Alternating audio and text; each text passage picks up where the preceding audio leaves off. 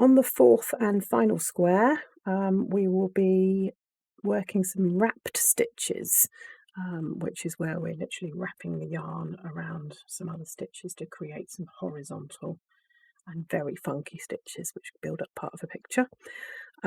These are going to be worked on the front.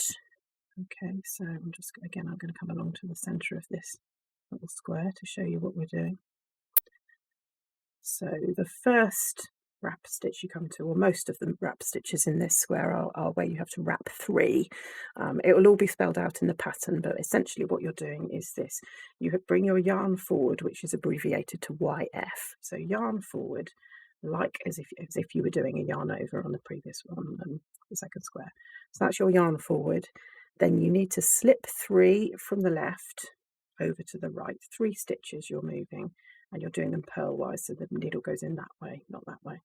Okay, so we're slipping 3 over. 1, 2, 3. Okay, so this feels a bit strange because the yarn's sort of completely in the wrong place. Then you're going to bring the yarn back, so bring it around the tip of the needle to the back, and you can see that first little horizontal stitch appearing. Now, again, important here, don't pull it tight or it's all going to bunch up, and we don't want that. We want nice, kind of fairly loose horizontal bits of yarn.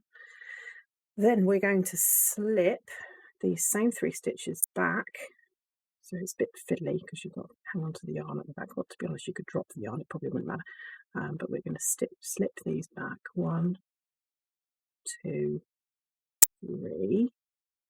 Okay. Oopsies.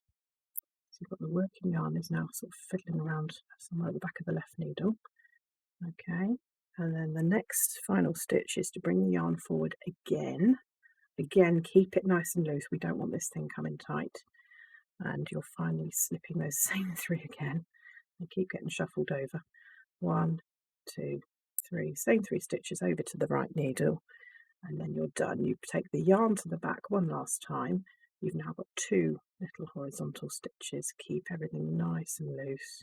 Don't tension it with your right hand. Keep it nice and loose. And then you just carry on and do the rest of the row.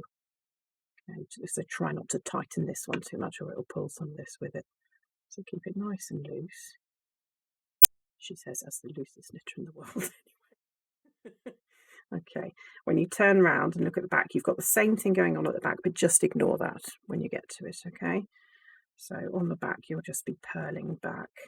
So I'll just knit a couple and purl along this entire row. And when you get to this should be sitting sort of fairly low down so it doesn't get in your way, but if it does, just move it down and just purl these stitches as normal. Same tension as normal, nothing will affect those loops now, they're sort of secured in. Keep knitting. Sorry, keep purling, I mean. And then I'll finish with a couple of knits. Okay, so let's look at what we've done. So you'll see it's still got the same stocking stitch background, and then you've just got these sort of pair of horizontal stitches. I'll work that one last time. What I'm going to do is put a couple in this time so you can see sort of how the picture might grow. So this time I'm just going to knit 2.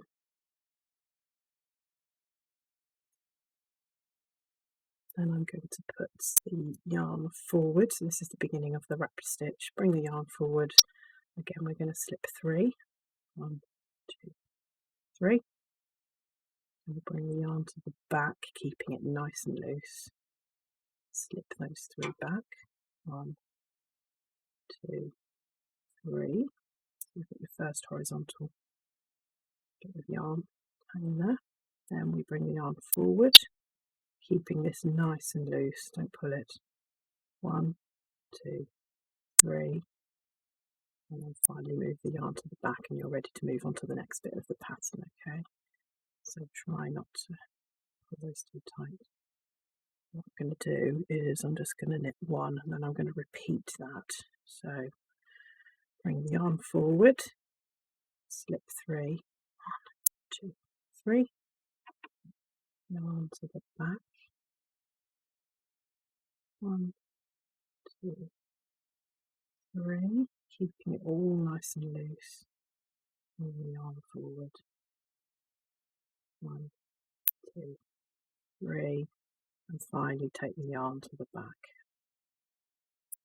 And carry on for the rest of the instructions on that row.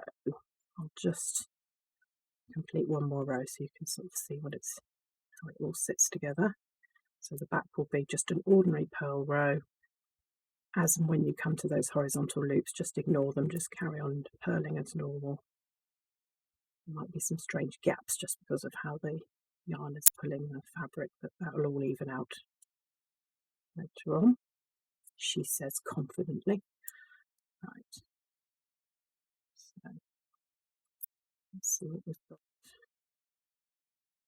So obviously this is all curly and small. If you imagine this sort of blocked out, you can see these really quite cool horizontal bars sort of building up. And there's quite a few more of these as you progress through this square. Later on, you'll have a wrap 7 stitch, okay, which sounds very scary, but you're just doing exactly the same thing. You'll bring the yarn forward, it'll all be laid out in the pattern, bring the yarn forward, and then instead of slipping the 3, you slip 7 and bring the yarn back. So you're shifting a lot of stitches, 7 stitches from one needle to the other. And again, really important, you don't tension, don't pull that working yarn as you're wrapping it round and round, and then you'll end up with a really long horizontal thing, which will all be part of the picture. And by that point, you'll have guessed what you're knitting. There we go. So that's the wrapped stitches that you'll need in the final square in square 4.